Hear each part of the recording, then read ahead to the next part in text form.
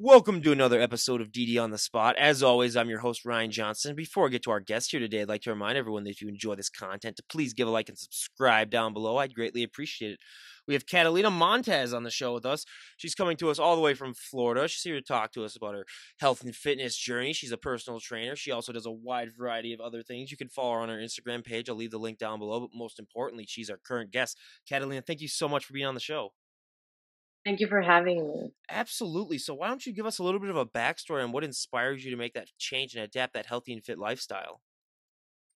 All right. Well, actually, I used to hate exercise all throughout my life, pretty much.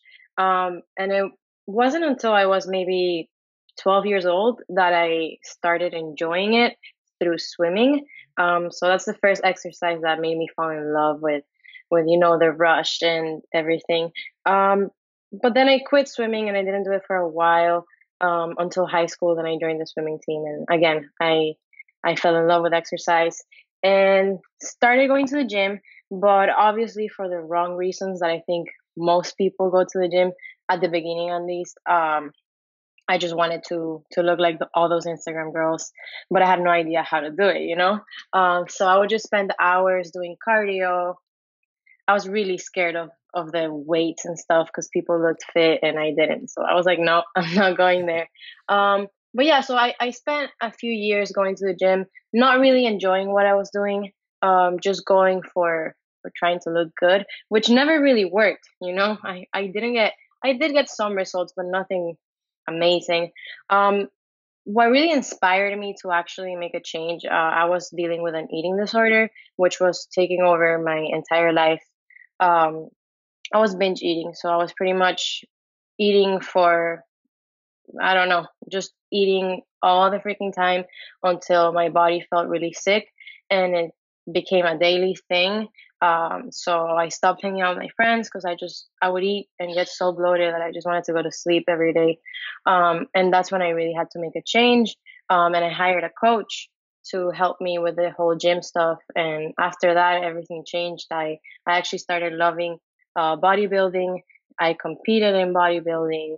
I opened my own business and I started helping others with their binge eating disorders, and it's been great so far. That's awesome. I mean, I love hearing everyone's individual story come on, but you sort of led us into one of the big myths and stereotypes that I love to bust on the show because, like you said, you were sort of fearful of the weights, and that's a huge myth Yeah. that we hear of all the time. Where there's so many women that just say like, I want to get toned, but I don't want to get bulky. Which tone is a word that honestly should be erased from the Yeah. dictionary because Yes. it's like Please. it's like what is tone? Like, to be completely honest. But yeah, like I said, if I had a nickel for every time I heard that. So you had that fear starting out. How did you overcome that? And what do you recommend, or what is your main response when you hear that from a potential client or from anyone? Well, first of all, in order to put on muscle, you have to be eating a lot, especially as a woman.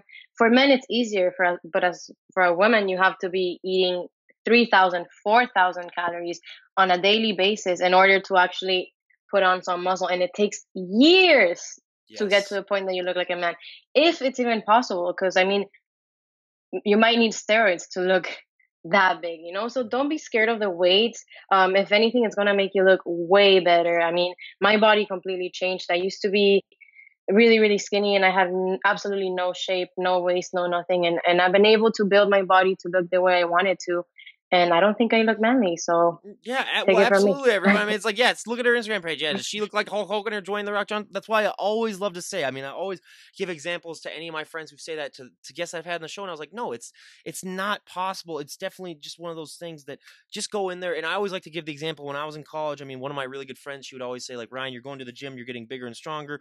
I want to go with you, but I don't want to get I don't want to get bulky, which is what they always say. But then finally one night I just said, hey, look, the amount of weight that you carry in your purse when we go out to clubs or when we go out to get something to eat weighs more than a lot of the dumbbells in the gym, and you are not getting an ounce of muscle from lugging that thing around all the time. So that sort of convinced her. And like I always said, like, what is the worst thing that's going to happen to you? You're going to get healthy, and just the Yeah. confidence boost that it gives you too is just so immense. Could you maybe go over how that affected your life too, not just in the gym? Because the confidence boost that you get in the gym, Yeah. that affects all of the areas in everyone's life. Completely. So when I first started going to the gym, I was extremely insecure. I had a lot of insecurity, especially my legs. And I don't know, getting stronger, just the feeling of lifting heavy and seeing yourself improve on a weekly basis. Um, and just proving yourself wrong, proving yourself that you can do anything you want is what eventually is going to lead you to have more confidence, keeping the promises that you make to yourself is essentially what makes you more confident. So Yeah. yeah. And yeah, I mean, like I had the confidence to go up and talk to people that I never would have normally talked to, just all that stuff like that, that just, it's so beneficial to you. But I always love to sort of make the statement that if you were to walk into a gym with 100 people, I mean, there's 100 different ways as to how those people got into shape, whether it comes down to their diet, their nutrition, how many reps they do, Mhm. what exercise they do. There's so many little things that add up to the individual package. Was that a struggle for you when you were getting started? I mean, sort of finding out what worked best for your body? Because I always Yeah. like to say, if you were to go up to someone and say like, hey, what did you train for this body part? Like, it looks amazing. Like, what did you do that really made that what it looks like now? What works best for them 99% of the time isn't going to work as good for you. Exactly. Yeah, we all have different bodies, and we all work differently. So I don't think you should be comparing yourself to others, or trying to follow the Instagram girls that say, don't eat carbs or do like little body weight movements. No, do what works for you and do what makes you happy and that you enjoy. Because if you're doing something that you don't enjoy, it's not gonna last. It's not Hmm. gonna be a long term change. I mean, what helped me out the most for sure was getting a coach, because there was so much information out there online, and I was just absorbing everything and trying to do everything, but I was never really sticking to one single thing. And I think when you stick to a plan and you keep track of your progress, that's the best way to evolve and to get better. So yeah, definitely. That is one of the biggest pieces of advice, yeah, that I've heard all the time too, and I couldn't recommend it more. Is definitely get a coach, especially if you don't have that background. I mean, I luckily already had that background, in high school with working out, so I knew what I was doing. But yeah, for anyone out there who doesn't have that, get a coach 100%. I mean, just the motivation that they really help, put ingrain into your system that Yeah. just to keep going. Because yeah, I mean, working out by yourself, it can get really tiring. It can get really boring when you just don't have that extra added push. So I highly, highly recommend that. But I always love to ask because all of our guests have different genetics, like we were kind of talking about. They all, everyone always has body parts that they really, don't need Mhm. to train as much when they get started because they're just naturally genetically there. And they always have that body part that, really lags behind that you need to sort of train to overdrive. What were those for you when you got started? What I had to train more, or what I didn't have to train as Both. much? Legs was definitely something that I had to work on a lot, and I still do. Um, just because my legs have always been the skinniest part of my body, I don't really hold any fat. And then my upper body has always been bigger because I do hold most of my fat there. Um, so I want to say at the beginning, when I first started lifting, I would only do legs, and then I slowly incorporated upper body. But I mean, I train every body part. I train chest, back, shoulders. I love everything, and I think you need to train everything in order to stay balanced and to don't have any imbalances. It can lead to injuries. Um, so yeah, I never really experienced like having to not train a body part. Yeah, I mean, we've heard so many times that it's the exact opposite from what you have, and I'm the same way as you. Where my back, I mean, I could train it once every 6 months, and it would still look, as good as everything else. But for me, I mean, I'm 6'3", so I mean, my legs, yeah, that's a rough day right there, and that's twice a week that I got to do it. So yeah, I definitely don't look forward to that. And the worst, my number one pet peeve is the people that just have those naturally genetically just huge calves that you can tell they've never worked a day in their life for them, and they just walk in and then yeah, I always say, I could do 10,000 calf raises a day. I could inject pure muscle into my calves and they wouldn't get bigger. It's a mystery that, I keep trying, but it's one of those things where you got to accept it. But how long into your journey before you decide that you should wanted to compete in a show? Well, I mean, I've been lifting since probably like 5, 6 years ago. But I hired a coach last year in January, and then I competed in November. So pretty much what, like 10 months. But obviously, I had been lifting for many years before. I wouldn't recommend just jumping into Yeah. it. Yeah. Yeah. Well, and I always love to ask, all of our competitors that we have on the show. So, what was your prep like? Because for a lot of people, just to get into shape to be able to go on to a prep takes so much hard work and dedication. And then Hmm. going on prep, I mean, that is just notching things up to an extreme level where it comes. I mean, you got to get all of your workouts done. You got to, eat the Yeah. right amount of food. You have to eat it usually in the right amount of time frame that they give you. What was that experience like for you? Well, luckily my coach, he follows a flexible dieting approach, and that's the only way I would have done it. I would not have done the clean Yeah. eating diets that a lot of competitors do. I mean, it does work for a lot of people, and I have nothing against it, but it wouldn't work for me. I love food, and a flexible dieting approach is the way to go for me. So that being said, I think that made the prep so much easier because I had the flexibility to eat whatever I wanted as long as I did, the right portions. The training part does get harder as you're doing more cardio and you're eating less. You are tired. I was going to the gym twice a day every day, but it's manageable. It's all in your head, and it definitely helps you grow so much. I feel like a different person coming out of that prep. Do you feel that also, I mean, the dedication that it takes to go through that, I mean, mentally, just, waking up every morning and saying, like, you're going to have those days where you're not going to feel like doing anything, Yeah. where just getting up and just saying, hey, you know what, I need to get this done. Do you really think that that dedication has really motivated you and inspired you in other aspects of your life, just sort of realizing that, like, hey, I have that determination, I have that drive and willpower in me to get stuff done? Definitely. I mean, it helped me in all aspects of my life. My business started booming um, while I was on prep. And now, even more that I have the energy to work on it, because prep takes over your life. You don't have much time for anything else. But yeah, I mean, and looking back, I don't know, a few years ago, I would have thought I would never be able to do such thing, but pretty much shows you that you're able to do anything you set your mind to. And you can do anything. The human body and the human mind are amazing things. I mean, I always say that 100%.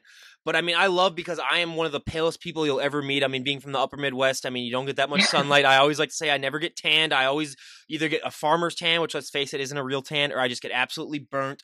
So I always love to ask all of our people that have competed in bodybuilding shows, what is that experience like putting that tan on? Because we hear so many stories of people just talking about like, everything really seems to pop out. You see muscles that you never even knew that you had. And, as someone who's always wanted to feel that because I've never had a natural tan before, what is that experience like for you? I mean, you want to know the whole behind the Oh, scenes, we've heard what the whole really goes behind the on? scenes. Yeah, the really, yeah. I had no idea Yeah. about some of the things that go on, but yeah, Me either. that's very, very, yeah. I mean, that's one of the things that I learned was like, oh, they do that when they get tan and they're all in a room together. Like I never got that whole part before. So Yeah. yeah, we learned that. But what was that experience like for you personally? I mean, when you got that and you really were like in the mirror and you're just like, oh wow, I've never, had you'd probably never seen your body look like that. What was that experience like? Yeah. Yeah. Yeah. You definitely look leaner and your muscles. I mean, my abs were showing. Before that, my abs weren't showing. But it's weird, you you look like a different person, and it's really messy because it's really easy to get it off you. Like if you get wet or you lay or you wear something too tight, it's gonna get messed up. But no, it was a cool experience. I never thought I would look so dark Yeah. because I'm pretty pale too. But I think when it hit me the most is when I got my face done and my face was brown. I looked like a Loompa Loompa. Well, yeah, and I always got to say, like you were talking about, you have to become sort of like a statue because you can't sit on anything, you can't really do anything Yeah, else. So, yeah, it's definitely one of those things that isn't talked about as much. Just the fact that like you got to be immobile. But yeah, it just adds on to all of the dedication that really takes into it. But then for also another bodybuilding question that I just love to ask is because if you were to poll the general population, I mean, there's so many people that would say like that wouldn't have the courage or the determination to go up on stage and basically pose in a bikini. I mean, I always said if you were to poll the public, it'd be a small singular percentage. Was that ever a hard thing for you to sort of get over that fear, just realizing like, hey, I'm going to be on stage in front of a lot of people? Or was it one of those things where a lot of our guests that we have on just say, it got to a point where I just worked my butt off and I just wanted to go on stage and show it off? What was that like for you? yeah. I was dying to go on Yeah. stage already. I didn't know what to expect. I didn't know if I was gonna be nervous or if I was gonna kill it. But I just wanted to get out there and see what happened. But I never really got too into my head. I think if you get too much into your head and you're thinking of it all the time, you can ruin it for yourself. So I never really thought of it too much until the day came, and I was actually not nervous at all when I went on stage. I mean, my hands were shaking, I couldn't control that, but I really loved the feeling, and I didn't even think of it. I was just living in the moment, and it was a freaking awesome experience. And well, I always love to say that too. I mean, it's one of those moments where you just feel so alive, and I recommend, to everyone to go out and experience that just because it is one of those things that I mean, it's hard pressed to find stuff like that in life. So go out and find that and just hold Yeah. on to it. But I mean, the hardest thing that was really shocking for me that I never really understood until I started this podcast was that for a lot of these people that do bodybuilding shows, the hardest thing for them is the posing. It's harder than your nutrition. It's harder than your working out. I mean, it's one thing that most people would never guess is the posing. But now I always like to make the comparison. I mean, you can be a great driver. You can never be a perfect driver. Same thing goes with posing. You can be a great poser. You can never be a perfect poser. What was your Yeah. experience like with posing? Was that something that you really struggled with and really had to, train into overdrive? Yeah, at the beginning it was very awkward. I was like, what the hell am I doing? But since I was like 10 weeks out from the show, I started practicing every single day, whether it was 5 minutes or 30 minutes. I would always try to get a little posing sesh in. But yeah, it gets better with time. I don't think my posing is perfect. I think you can always improve it. But yeah, practice makes perfect. So the more you practice, the better. And luckily you did it like 10 weeks out, because we've had some people come on and be like, yeah, I waited until I was like 2 weeks out of my show, and then I finally learned like what to do, and I No, was like, yeah, okay, that's not gonna turn out the that's way that gonna you want it. show. Yeah, oh yeah, That's gonna show absolutely. on Yeah. stage. Yeah. You'll look awkward and nervous. It can ruin you. And then we've had other people that are like, yeah, I didn't even do a trainer for my first show. And I was like, okay, well, and I didn't even get a coach. And I was like, okay, well, and we had one person. So the funniest thing, they won their pro card without a coach on their first show. And I was like, That's badass. well, no, I even told him, I was like, you realize how lucky you are? Like that. But yeah, that was probably one of Yeah. my favorite ones, just because it was like, you never hear that. But one of the things that, I mean, I love to talk about, lastly, for bodybuilding, that isn't really talked about, as much, and it should be, I think, at least on Instagram, at least, Mhm. is a lot of people don't realize that when you guys are at your competition ready, you've sort of manipulated your body through all the dieting and through all the working out into a look that is not sustainable. I mean, so many of my friends that have watched this show have told me this is the most surprising fact that they hear of, is that, a lot of times the general public thinks that these bodybuilders, that they're going to look like that 365 days out of the year, just because they see the Mhm. photos, or they see, on Instagram, some of the posts. They don't realize that that is not a sustainable look, and that you are going to have to put on weight. Was that a struggle for you, or has that been a struggle for you, sort of realizing that, all those months upon months of hard work that you put in during your prep aren't sustainable, and that you are going to put on weight? Because we've had so many guests that have come on, they've talked about, how they get anxious because of that, or they get a little depressed just knowing that all that work that I put into it, it's not going to last. Has that been a struggle for you at all? When I went into prep, I heard it from other people, the same thing you're saying, that it can get hard to put on weight after the prep. So I was aware of that, and I really didn't want to go through that because it can be so hard on yourself. So I've been trying to focus more on self love. My goals have shifted. Now I want to grow my business and my muscles. So that's what I'm doing now, and I'm not really focused on looking perfect. I don't have a date to be on stage again. And yeah, I miss the shreds sometimes, but I also love food and the freedom that I have now, and the energy as well. So, I mean, it's one thing for the other. Mm. But yeah, it's definitely not sustainable. I grew up thinking that it was normal to look like that. I would look on Instagram and I'd be like, oh my God, I want to be like that. Little do you know that these girls have been eating like 1,000 calories for many weeks. And especially on peak week, your body changes so much. You're dehydrating your body and really getting really, really dry. It's not sustainable at all. It's What like that day. And you don't feel good too. I mean, it's just, I mean, like I always like to say, I mean, as you can probably already tell, I'm about 10, 15 pounds more than my normal weight, just because when you're up here in Minnesota and it's in the winter, you have to put on that weight if you just I want bet. to, I if you want to survive. bet. Because if I was super lean and you walk outside, I'd be like, okay, I'm already dead. Well, I'm already dead enough, just walking out to my car Nah. right Yeah. now. But I mean, also, I mean, even in Florida, I mean, where it's 60 degrees, which I mean, some people here, I'd consider that, that's vacation weather. But yeah, I mean, just, yeah, you're not going to be able to maintain that. And that's one of the biggest messages that if I can give any message from any of these podcasts, is that, just body positivity and just confidence, because so many of these people, then they think that they're less than what they were then for their competition because they don't look the same way. It's like, you don't realize how much of a miracle that is to get your body to look like that, and how much strength and Hmm. determination and dedication that takes. But now, going on to one of my fun questions. So what was your go-to post-show meal, or what did you have to eat after your show? It was really weird. I don't like burgers at all, but I was craving a burger with sweet potato fries. So that's what I had right after my show. And I also had a box of cookies that I had ordered. Where'd you get your burger from? What was the place called? I forgot the name of the Oh, place. no worries. Yeah, but I always said for me, like if I competed, I would definitely do like a Five Guys and just just pig out on a couple of hamburgers there. I mean, 100%. Yeah. But what inspired you to start your own business and start your own personal training? Had you always wanted to be a personal trainer once you got started working out, or was it something that over time you said like, hey, I could really help out others? You know, so the personal training really started about 2 years ago. I was working out a lot. I liked helping people. A lot of friends would come up to me and ask for help. So I was like, why not be a personal trainer? And I started doing in-person training for a few months. But last year I switched to online training, which is what I like better. And I focus more on the mindset side. I help my clients overcome, eating disorders.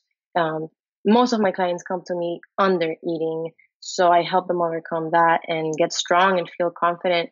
And I just freaking love making people feel good because I feel everybody deserves it. And I feel like people don't realize that you can have the life you want to have. It's possible. It's completely fair. You shouldn't be afraid of reaching out. So yeah, I really want to help people become happy with their lives. Well, and that's a huge message today. I mean, because if you just look around the world, I mean, there's so many things to not be happy about, and just the way everything is Yeah. nowadays. So yeah, just having that extra added positivity. I mean, 100%. But you're kind of the different thing that we like to have on, because we have on a lot of trainers that helping people try to gain weight or gain muscle or lose weight, I should say, and gain muscle. So you're trying to help people to gain weight who might have eating disorders. What are some tips? I mean, without giving away all of the secrets, what are some tips that you recommend for people that might be watching this who might suffer maybe from an eating disorder? What are some little like step-by-step tips that they could use to sort of get started in making that change and starting to put on some weight? I mean, I would say first of all, realize that this disorder is not your whole life. It's just a bad habit that your brain got used to. So once you separate from it, it's not really a disease that's taking over your life. You have to realize that it's just your brain that's used to this. But also, you have to focus on your health. I think that's so important, your long-term health. These disorders can be so bad for your gut health. Um, so yeah, I mean, little tips: start lifting. I know a lot of people fall in love with feeling stronger, and eat to feel strong, eat to feel your body, and don't be afraid of food. Don't let it take over your life, because at the end of the day, food is just food. It's really not a big deal. Yeah, I mean, I say that too all the time, and probably the biggest piece I could give you is, first of all, go get help too. I mean, that's the one thing that you can do. I mean, just because with Definitely talk and to someone. yeah, talk to someone, because just without that support, it makes it so much harder. But yeah, I mean, I love what you're doing. And when you were getting started, what would you say starting your own business? What was the biggest struggle that you had to deal with, and how did you overcome it? I mean, at the beginning, it was hard to get clients Yeah. because, when you don't have many clients, it's hard for people to believe in you. But once I started getting more transformations going, it got easier to get more and more clients. So I think that was the biggest struggle, and kind of figuring out how to systemize everything and make everything work.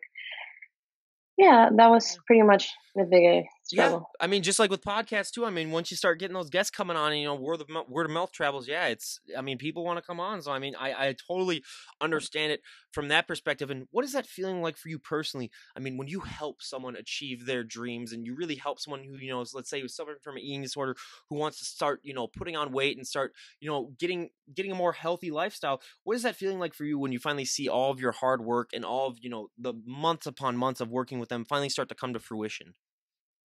I love it. I definitely think it's what I was meant to do. There's nothing that fulfills me more than being able to help someone overcome a struggle and help them live a better life, which we all deserve. Yeah, yeah. We said it before and we've said it again. Absolutely, and it's just so inspiring what you're doing. But I love to ask these two Thank you. questions to all of the guests that I have on the show that are health and fitness related. So for me, when I was getting started, one of the there's so many positive things that happen, with the transformation. But one of the Mhm. negative things is that you're going to get asked to move a lot of people's furniture. You're going to get asked to open a lot of pickle jars. I mean, I'm still at home with Yeah. my parents. I'm still at home with my parents for the next couple of months before I move out. So every time they come in with groceries, I basically have to lift the car into the driveway. Has that been a similar experience with you, where people just take one look at you, or they just know first of all that you're into training, where they just assume that you can do favors like that for them? Yeah, my mom always wants me to open the jars and stuff, but it's funny because um, I'm kind of clumsy and I always break things. Yeah. Like I'll just grab I don't know, a door and the handle will come off. So my mom's always making fun of me, saying that I'm too strong. I know I sometimes don't know my own strength too, where that's happened to me too, where doors, or I might break something where I'm just like, I swear to God, I was just tugging on it and then it just ripped off. So I mean, yeah, I mean, yeah, I get that all the time. But yeah, I got to a point where even like last summer, every other weekend, friends would just text me, be like, oh, hey, Ryan, can you come help me move? I need something. And I just got to a point where I was like, yeah, okay, as long as I do it after my workout, not before, because I'm not going to get tired before I Hmm. work out. So Yeah. that's another huge thing. But now, I mean, my favorite question to ask, and again, this is a multi-million-dollar idea for everyone out there listening, but when it comes to clothes for fit women, I always love to say, your clothing options can be limited. For the guys that I have on the show, I mean, they have their own different clothing struggles. But for women, I always like to say, like if you have big shoulders, dresses aren't your best friend. Jeans are another thing that we hear of all the time because you're supposed to have, if you have a big lower body and a small waist, like a lot of the competitors or the trainers that we have on do, is a struggle. So, what are some ways that you found that sort of help you compensate for the fact that your clothing options can be limited? I mean, I wear gym clothes Yeah. like 99% of the time. Mhm. But I mean, you just have to look and find what works for you. I'm sure you'll find one brand that fits well and just stick to it. I mean, we hear that all the time, and I always love to tell the story of, I was coming back from college my freshman year, and I went to a friend's wedding, and I'd put on about 15 pounds of muscle that year. So then when I went to the wedding, I had my suit on and everything, and I went to go bend over, and I heard shh. And luckily, it was the shirt inside. It wasn't the suit. So I mean, I lucked out on that one where I didn't rip the suit. But yeah, it was definitely one of those moments where I said, like, hey, maybe I need to start upgrading my wardrobe. So that's what that caused me to include this Mm, question because I always love asking and getting those reactions because it is one of those things that isn't really talked about. Is the fact that your clothes are going to need to be a little bit different, and you're going to yeah. need to do a lot more. You're going to need to look into things a lot more better, especially if you want to, get those clothes that, look appealing, or just if you just don't want to be, like you said, but gym clothes, yeah, are one of the big benefits that I think, is really, really taken off. But also going back to, I mean, your personal training and your online training, I mean, everyone always hears of online training and they just assume that, everything, it's not that personal. You're not really involved in it as much as you might be personal training. What are some ways that you try to sort of convince your clients and just say like, hey, I'm invested in you 110% when you're not seeing them in person? I mean, it can be even more personal than Yep. personal training because your personal trainer is gonna be there and tell you what to do at the gym. But most personal trainers won't talk to you after they see you Mhm. at the gym. So what I do, I try to keep my clients accountable. We keep in touch every single week. We have calls whenever they need to. We have a Facebook group where we're all engaging, my whole team. Yeah, I it's very personalized. I'm always talking to them, helping them. I mean, with anything, they can ask me for book recommendations. They can ask me for travel spots. We become friends, and I really like that. Yeah, I mean, I always say that too. Is that trainers? As soon as you leave the gym, don't talk to them, and then as soon as you enter the gym, I mean, you can talk to them. But yeah, online coaches, I mean, they're there for you 24/7. Now, you did say that you give book recommendations, and I have been looking for a book. What is a good book that you recommend? What are you into? Anything. I mean, I'm a huge history buff. I mean, I was a history minor in college. Or really anything. Or what was the last book that you read that you would recommend to anyone? Oh my god, I love the book "Breaking the Habit of Being Yourself" Yeah. by Dr. Joe Dispenza. It's an amazing book. It's about your mind, your brain, and meditation, and how everything works together. That sounds good. I'm gonna have to. I'm writing that down right now. So then I'll look into it. I mean, I love getting good book recommendations because when I'm editing these podcasts, it's always nice when I know that I have some areas that don't need to be edited. Just make sure that I'm listening to it, and then reading a book just to make sure everything works good. So yeah, that's definitely something that I'll definitely look into. But now, I mean, now we get to the fun part of the podcast, the audience favorite, my personal favorite, the little questionnaire where we're gonna ask Catalina here about dozen or so health and fitness questions that we ask all of our guests and see how her answers stack up to all the Let's other go. guests that we've had on. Yeah, absolutely. So for our first question, what is your go-to workout song at the moment? My go-to workout song. I probably listen to like Spanish music, Yeah. reggaeton. Yeah. Yeah. Yeah, I've listened. I mean, I took Spanish for 2 years in middle school, so that's the most. And then I wanted to take German in high school, so I know a tad bit of Spanish. But yeah, Oh, I've heard do you some. speak German? Yeah, yeah. Ich sprechen Sie Deutsch? Yeah, Oh, yeah, yeah. hallo, wie geht es dir? Uh, uh, Zozo, little too early for me. So Oh, okay. I mean, I speak. You know, it got to the point where I mean, I took to. I mean, my German's all right. Where it's, you know, it's funny because I work at UPS and we had a German guy who had just moved to the U.S. from Germany come, and he thought that he could get away with, you know, talking some smack about one of the other employees in German, but he didn't realize that I understood him because I'm his boss. So I told him, I was like, okay, yeah, just make sure that I'm not around when you talk. I was like, you can say as much smack about him as you want in German, but just make sure I'm not around so I don't hear it. But yeah, he was embarrassed. He's like, wow, I didn't think that anyone here spoke German. I was like, well, I speak a little bit of it. So yeah. So where did you learn German? Well, I actually used to live in Chile, Oh, South America, oh until I yeah, a turned lot. Yeah. 13. And I went to a German school my whole life, Oh, so I learned German for like 10 years. I'm pretty wow. fluent. Well, that's awesome. Yeah, because a lot of people don't realize in South America, yeah, there's a lot of German influences, and especially, you know, Yeah. our Chile, Argentina. So yeah, that's awesome. But yeah, I mean, yeah, just learning all of those different languages too is one of the most beneficial things I could. I mean, I'm more of an old school sucker where I gotta have my '80s pop music, just because it's so cheesy. Where it really helps me with my workouts. But yeah, I digress. So now for our next question, out of all the celebrities on the planet, if you could work out with any celebrity, who would it be? I would probably work out with Michelle Lewin. Ooh, yep. Uh, do you know who she is? Yep. Oh yeah, absolutely. Yeah, she's amazing. Yeah. She's yeah. You take everyone. I'll take a look at Michelle Lewin's Instagram page, and you take one look at her, and you say, yeah, I need to start working out a little bit more. Yeah, yeah, she is. Yeah, I think she's one of the. She really like inspired me when I was younger to compete and stuff. So Yeah, she's super inspirational. I mean, I have honestly, I think I emailed her a week ago, but she hasn't got back to me. So yeah, Michelle, if you do see this, I want you on the podcast. So definitely get back to me. But yes, that I mean, for me personally, it'd probably be more like an Arnold, just because, you know, it's Arnold, and Mm. I would love to hear him yell at me in his Austrian accent because I love his Austrian accent. It's super funny when he talks. So yeah, Arnold for me. But now, out of all the celebrities on the planet, if you could train any celebrity, who would it be? Hmm, interesting. Who would I train?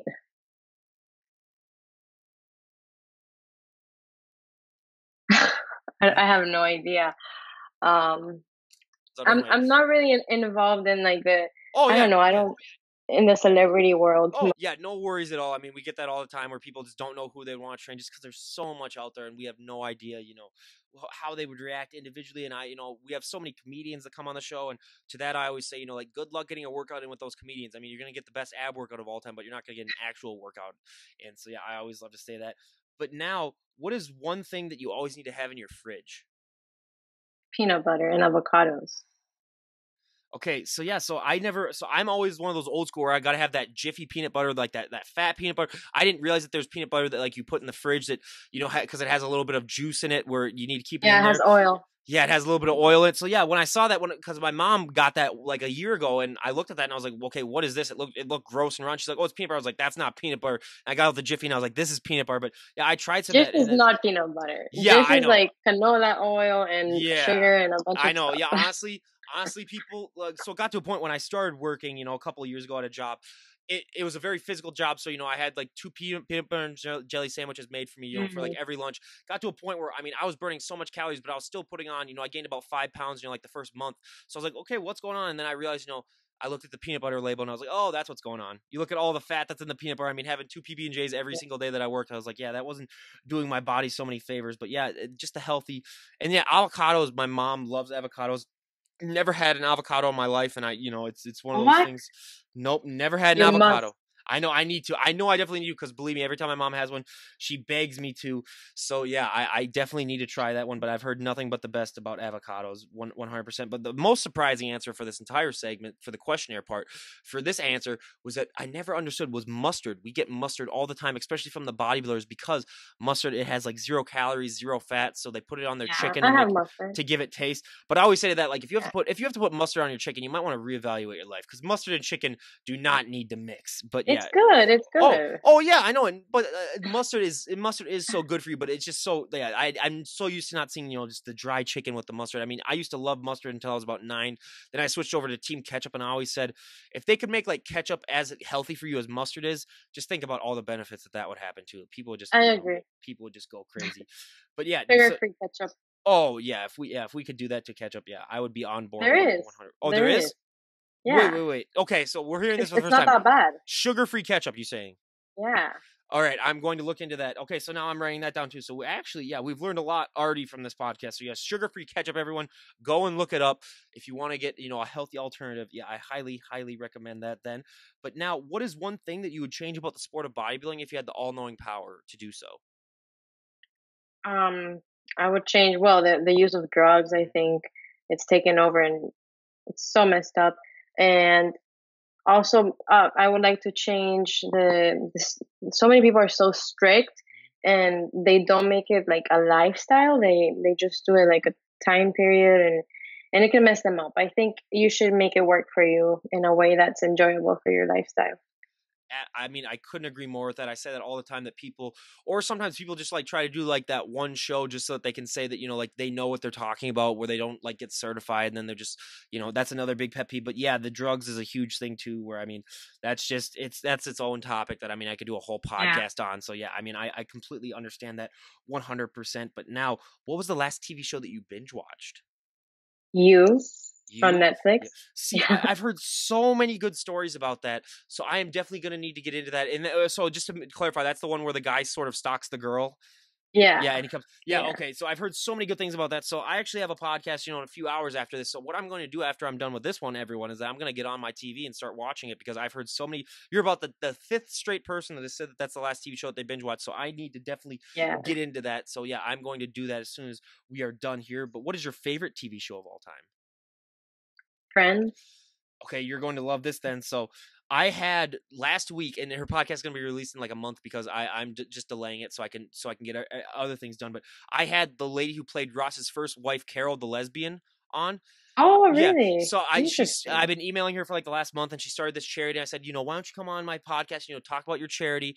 And then she said, yeah, absolutely, I'd love to. And I said, you do realize though half the questions are going to be friends questions, right? She said, oh yeah, I get that all the time. So I just hammered off like 30 of my favorite friends questions just to ask her, and we got through it. And I'm currently, in the editing phase. It'll take me probably another month, which is not, I mean, not the normal length it takes me to edit these, but just because for her, Uh-huh. I want to get it, just absolutely perfect. Just because, I mean, I love Friends so much. So yeah, I'll definitely let you know when that show gets, or that when I that can't wait podcast to gets see released. that. Yeah, Yeah. that's gonna be a great one for sure. So yeah, for me, I mean, it's a tie between either Friends or The Office for me too. I mean, I love both those shows immensely. But now, what is a guilty pleasure movie that you enjoy? Mm, I guess like Parent Trap. I've seen that movie like 100 times. The Lindsay Lohan one? Yeah. Yeah, okay, I'm not gonna lie. That was a good one that I've seen, a lot when I was younger too. And even now, if I see that and it comes on the TV and I'm flicking through it, I'll stop and watch it for a couple of minutes just because, yeah, You have to. You gotta. yeah, that is a great movie, and that's pre, Lindsay Lohan's like crazy phase that she's currently in right now. So Yeah. I was looking, I was like, oh, what could have been Lindsay Lohan? You could have been normal, but yeah, I mean, I always that's one of my go-to movies for sure. But again, all of my guy friends, close your ears. For me, Princess Bride is my guilty pleasure movie. Yeah. Interesting. I know, I get that all the time, but it's one of those movies where it's on TV, I'll watch that. But again, all of my guy friends, you've never heard that from me personally. I'll only admit it on this podcast. So yeah, Princess Bride is my guilty pleasure movie. So if you could go back in time and talk to the 18-year-old version of yourself, what would be the best piece of advice that you would give her? Stop hating on yourself so much and love yourself instead. I was so hard on myself, and that's not the way to live. I mean, I hear that all the time too from a lot of our guests, and I couldn't agree more. I mean, it's also for me, I'd be like, you can't please everyone. You don't, you're not gonna be able. Not everyone's gonna dig your vibe. So yeah, that's one thing that I would recommend Hmm. to myself too. But yeah, absolutely. I mean, stop hating yourself.